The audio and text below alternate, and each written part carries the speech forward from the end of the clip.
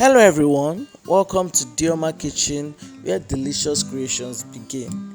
I know you love what you're seeing on your screen. Yes, it's Akara, and I'm going to show you how to make it.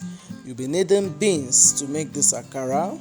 So when you want to buy beans, tell those selling beans to give you the beans for Akara, because it's not every kind of beans you use for Akara, because it can affect the texture of the Akara.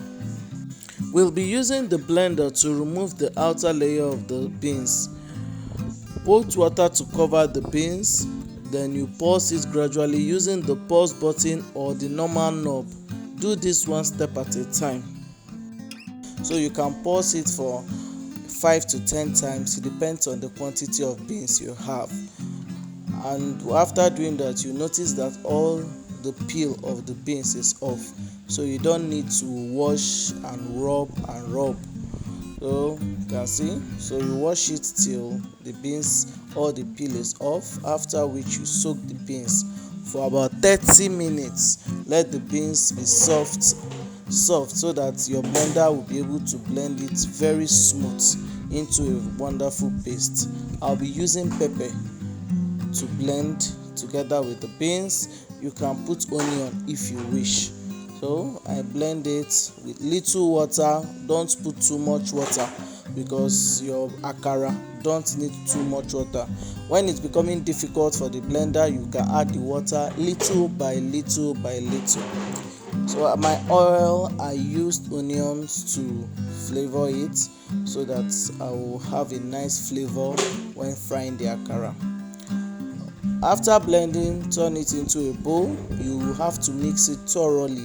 Mix and mix and mix and mix and mix. This helps the texture of the Akara and how it will turn out. Some people use mortar and pestle to do it, but if you don't have, or if you don't want to, you can use your spatula. After which, you get a separate plate. Remove parts that you want to fry and add salt. Mix well. The reason is, if you put salt into all your mixture, is going to make it watery over the long period of time you'll be frying. So that's why you need to take it gradually. When you take it to fry, put very little to test your oil to make sure that the oil is not too hot, so that your Akara will not burn or it will not cook well. You can see I'm not frying on shallow oil, and the Akara is not flat.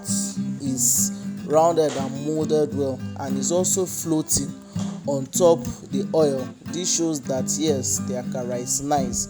If your Akara is flat in your frying pan, it shows that either your oil is too small, or the beans you used is not the right one, or your mixture is too watery. So this is the best texture for your Akara. You can see, nice golden brown, soft. So hope you enjoyed watching this video. You can enjoy your Akara with anything, akamu, pap, Quaker oats, even bread.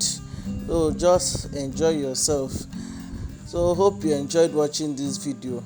If you did, don't forget to comment, like, share, and follow my page for more great videos. Thanks for watching. Stay tuned.